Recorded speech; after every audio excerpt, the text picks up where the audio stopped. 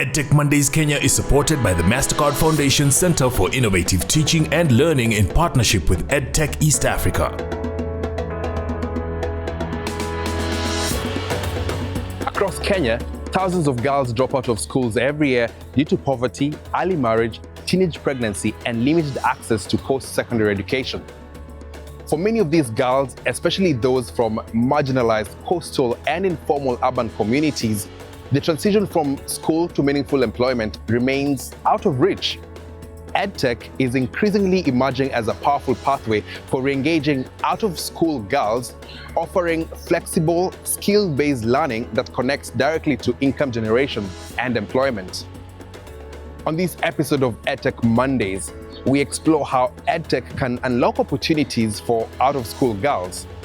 We spotlight Pwani Techno Girls, a grassroots organization that has trained over 6,000 young women since 2021 in coding, data science, mobile, and web development. Thank you all for joining us on this edition. We are in the vibrant coastal city of Mombasa. My name is Ian Wafula. Here now are some key terms that you'll hear throughout this edition. The first one is out-of-school girls, which refers to girls and young women who are no longer enrolled in formal education due to economic, social, or cultural barriers. Then we have the term digital skills. This refers to the ability to code, analyze data, web and mobile development, and digital marketing that enable participation in the digital economy.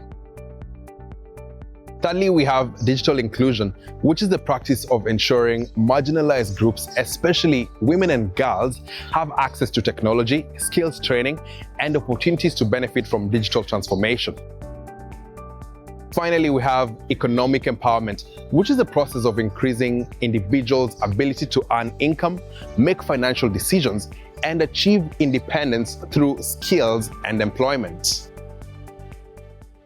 To start us off, let's speak to Ruth Kaveke, the Executive Director, Pwani Techno Girls, to find out how they managed to train thousands of girls on digital skills and how this opportunity transformed their lives. All right, Ruth, thank you so much for making time for us. Before coming here, I read about Techno Girls and I was quite inspired, but I'd like to hear it from you exactly what led to you founding this space. Yeah, so Pwani Techno Girls was started out of passion to see more girls and young women venture in technology, because when my co-founders and I were in uni, we saw this gap whereby in a class of 60, only 6 of us were girls. And as we were moving forward, you find that especially on coding software part, most ladies were not interested. And also even for me, having a passion and a background especially in computers when I was in high school at Asumbi Girls, I also saw that we really need to do something so that more girls, especially young girls from high school, can be able to see women in tech role models, because it's easy to be something that you can see. So we really wanted to create more opportunities for more girls, more young women to see tech as a career, succeed, and also venture in tech. Yeah. And we'll come back to the results of that. But a majority of the girls that you're dealing with are out-of-school girls. Mm-hmm. Why that group specifically? Oh, great. Yeah, so we deal with out-of-school girls because the goal of Pwani Techno Girls is to equip girls from humble family, marginalized communities with tech skills so that they can be able to empower themselves. So you find that at that category where they're out of school, you find that most of them, their parents cannot afford to take them to college. And with tech skills, they can really be able to succeed, provided they have the passion, the curiosity, and they have the right mentors and the spaces to thrive. So we see it's an opportunity for us really to make an impact in their life, and also even for themselves to be able to financially become stable and also support themselves and their family using tech. When you started, what was the initial kind of not backlash or pushback that you faced? A turning point for me was when I went to my internship, because it was during my 3rd year, and because I really loved tech and I spent most of my time coding, exploring web technologies, and I found a passion in web development. So when I went to an internship company based in Mombasa, some of my schoolmates had already gone there. So, and they were gentlemen, and like tech is male dominated. So when I went there, I did my research. I knew the platform they use. So I developed like a similar website across using 3 platforms that the company was using. So during my first day, my supervisor was like, wow, Ruth, are you sure you're the one who did this, or it was your friends? He didn't believe that girls could be able to do it.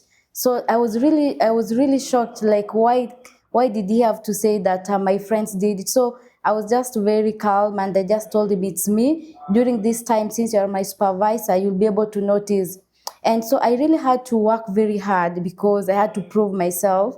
That attitude that you got from your teacher or supervisor at the time, do you think that's the same kind of attitude that out of school girls are still facing, and why is that the case? Yeah, because I feel like culturally, like girls or young women are not expected to be tech savvy. So the fact that even this is also a skill we really equip our girls with, and one of the areas we really focus is on practical skills. So for me, like, since I was very good at my stuff, I already had product solution already built. So I could let my work speak for itself.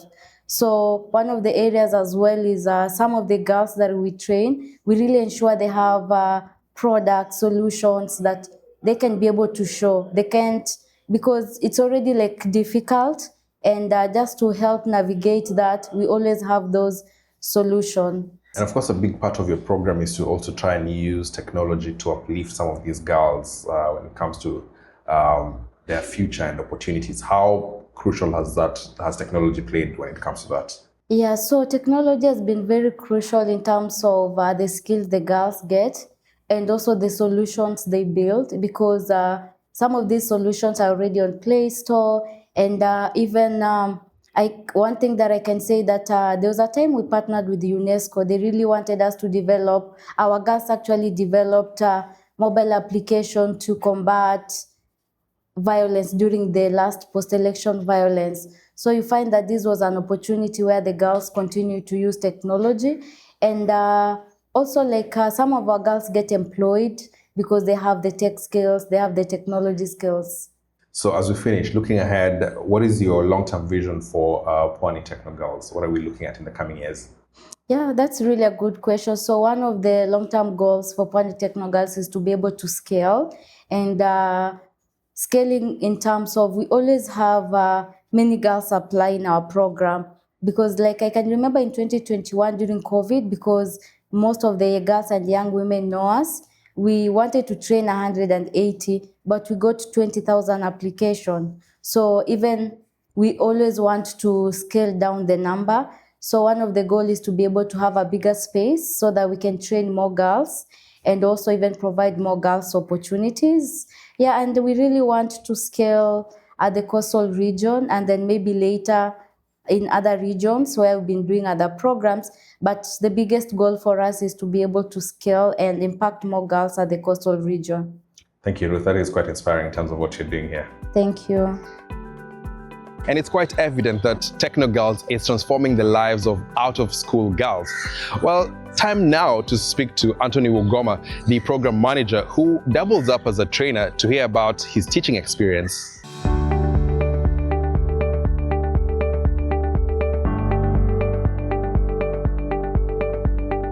Yes, so from our last class, I was showing you guys how to work with GitHub. All right, thank you, Anthony, for making time for us and letting us interrupt your class today.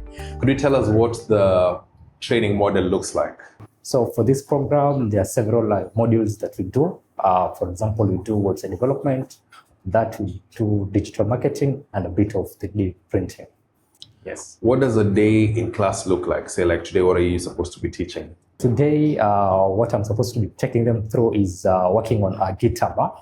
So GitHub is like a collaborative tool that allows developers to work together on a project from different parts of the world, and also a good tool for versioning. Yeah, so today I'm teaching them how to explore that platform and collaborate with each other.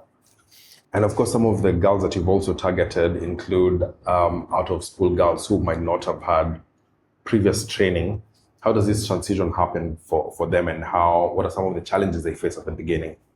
So one of the biggest challenges we normally face at the beginning is from them. They feel like maybe they're not knowledgeable enough for this. They cannot like fit for this program. Yeah, so we tell them they should like feel free. We also like before we start, we normally give an overview what Technogals does, the overview, the positive stories, the impact stories, so that they can see like people like them who are here before the program began were able to like transition from someone who's totally beginner to someone who's an expert has like done great out here, depending on the tech stack that they chose to like advance with. And sometimes for you as a trainer, do you find it difficult to kind of balance between those who've had preschool experience and those who are out of school? Does that come as a challenge? So it comes like a challenge because again, applicants are various people coming different backgrounds. So what we do, I normally like notice this like on the first days. I know who will need more attention, especially for those ones who have no preschool and who will like need less of attention. Yeah, the good thing is when we start like 0 level. Even a person already has preschool, we just sort of like do a revision of what they already know.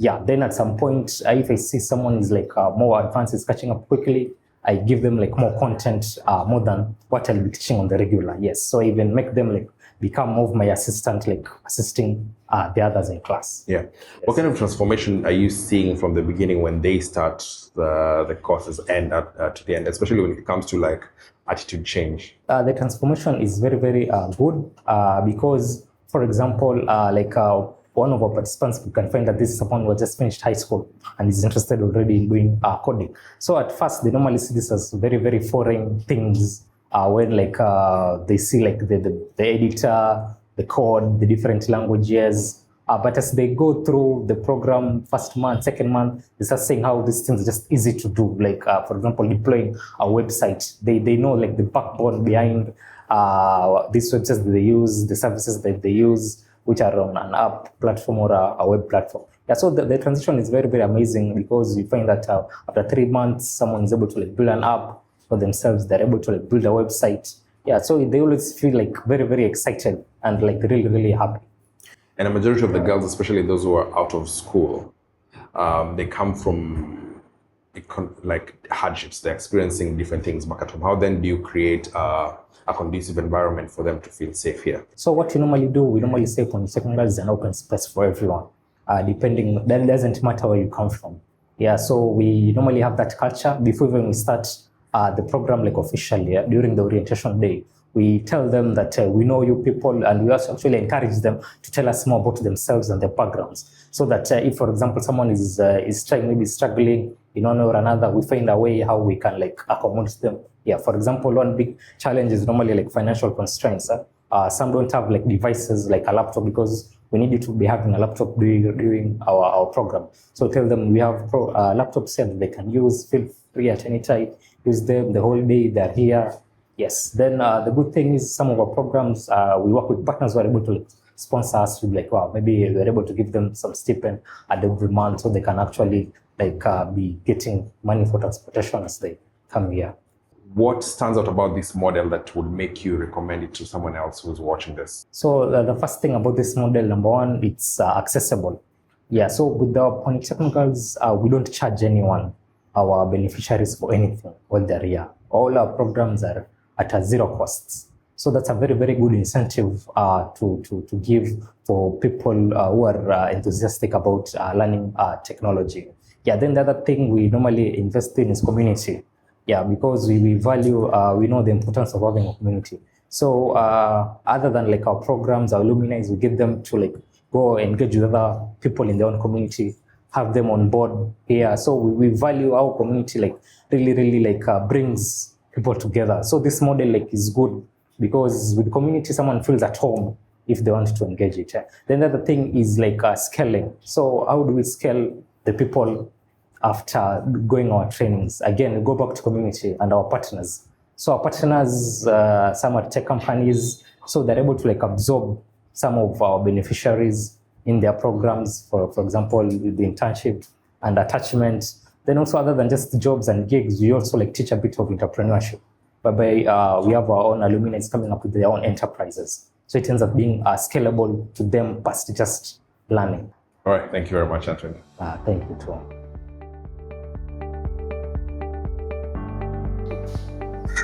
Just like every other edition, we cannot go without hearing from the learners and beneficiaries of programs such as TechnoGirls that we feature here on the program. So let's speak to Sandra Nzao, who is a current learner, alongside Crystal Riziki, an alumnus of the program, who also became a trainer as well. All right, Sandra and Crystal, thank you so much for making time for us. Let me start with you, Crystal. You were once a student here. That was in 2024. How was your experience? My experience was great. I got a chance to advance in my tech career. I joined here after I had taken an academic break from the campus where I studied, that's Technical University of Mombasa. And I came here to advance on my tech skills because probably I was teaching myself back then. And coming here helped me now advance more into software development. Yeah. And what motivated you to stay on, and now you're actually training other girls? Okay, my greatest motivation was helping someone attain or be in a position of where I am, because I really struggle so much to grasp the technological bit of software. Beginning that I was studying, I started by training myself. I had no laptop, I had to depend on my phone. So getting a chance now to come back and help a girl now not go through so much hassle with a safe space was really my greatest motivation to come back and give back what I had learned from TechnoGirls. What about you, Sandra? When did you join? I joined TechnoGirls this year, January. Oh yeah, I love technology, so I came across TechnoGirls through an advert. They were advertising that they're going to start this code hack program this year. So I saw the name TechnoGirls, and the fact that it is Pwani and girls, it was the motivation. So I saw it's an opportunity for me to link up with other girls in my community where I can connect with them, learn more about technology, then widen my skills. Yeah, I've talked to a lot of people, including the founder, and you know, there's the attitude that girls are not into technology. Is this what motivated you to try and change this attitude? And have you come across that attitude as well?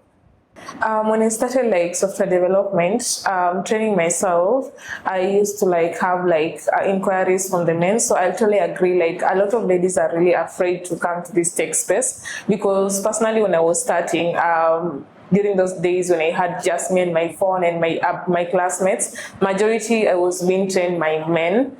They'd come in, they'd watch my code, they'd help me debug some few one or two. So if I had that a bit of a soft heart, I can say, because the level of which men teach is not they're not really very accommodating to girls, the feedback they used to give. What kind of feedback do you remember or have you had? I once built a web app, and then I showed this techie. It's a positive feedback, but it felt negative at that point. So I showed this techie, and he just asked me who is your favorite artist?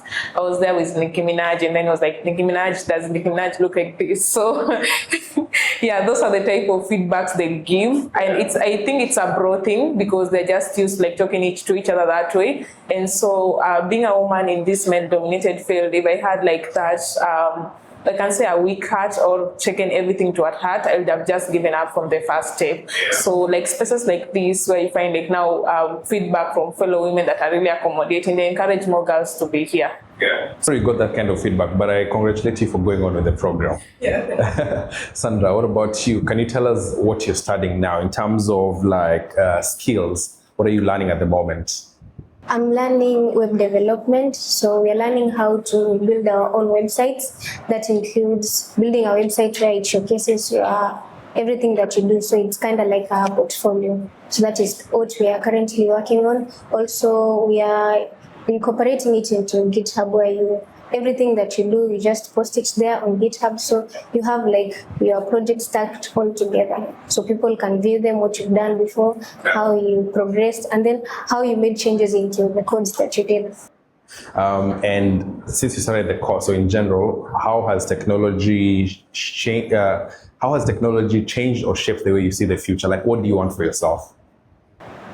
Well, Okay, I can say the first thing I have seen, or the first change that I've noticed since I joined this program is mostly in my mindset, because I can see before then there are things that I used to wish about technology and my future, and currently I find them a bit cringe. So there's a bit of a mindset shift. Yeah, what about you, Crystal? How would you say your life has changed? We can talk about from a skill set and also your personal life as well.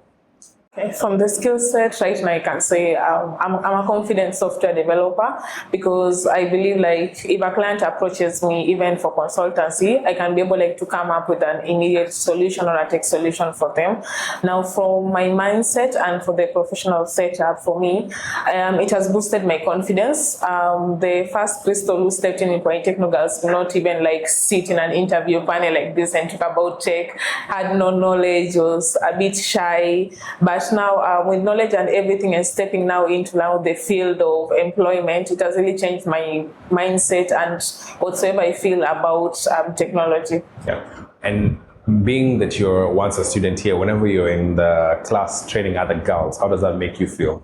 It makes me feel amazing. Like I can see it's a teacher's kind of thing. Whenever like you give out knowledge and then now you see results. If I've trained like girls on website and now I see them building their own websites, or even them going as far as participating in hackathons, it really makes me feel like I'm really doing what I truly wanted to do to other girls. Yeah. And what would you tell other girls who would like to join the program? I think the one thing that I'll tell them is to just go on with whatever they think that will help them get to their dreams, because opportunities are out there for everyone, and when utilized well, they can get whatever they want. And for you, Crystal, what would you tell other girls who feel as though their current situation is locking them out of opportunities or they've been discouraged in the past? Okay, I'll urge the girls to take the negative as the positive.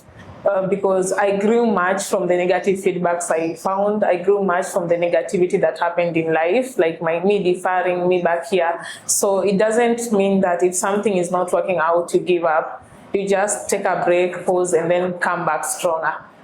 Hey, thank you very much, girls. I wish you all the best. Thank you.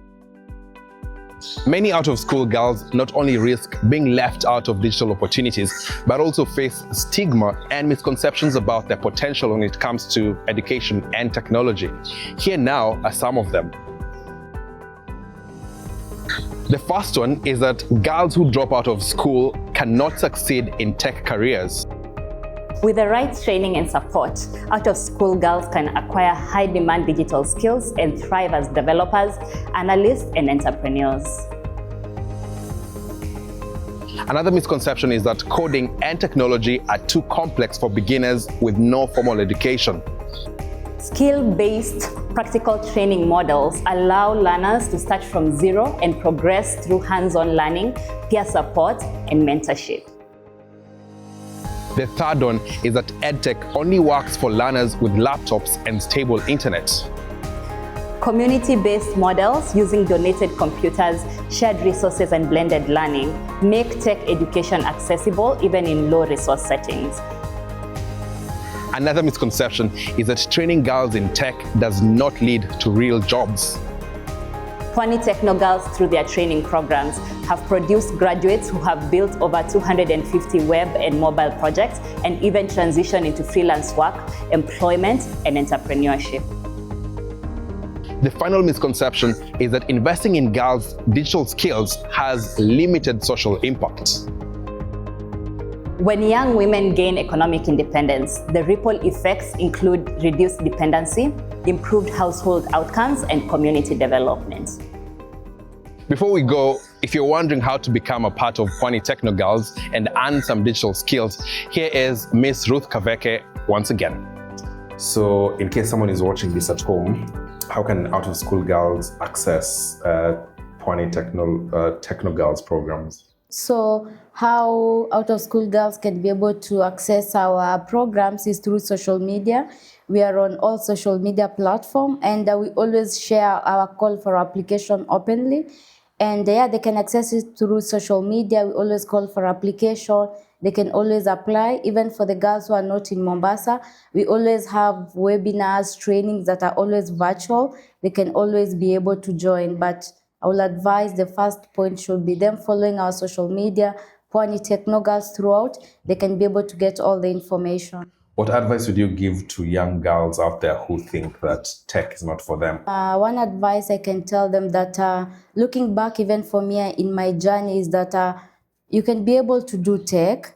And one of the areas that tech is not hard, it's just about interest. Once you already have interest, it becomes very easy for you to learn.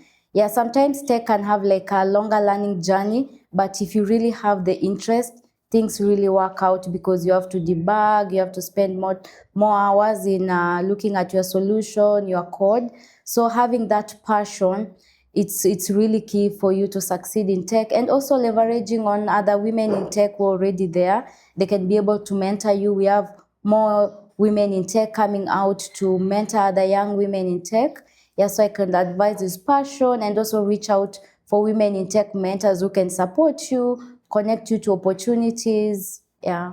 And as we finish, you said that a lot of what you're hoping to do in the coming years is to scale up. Mm-hmm. So how can partners or potential funders or even volunteers support your initiatives?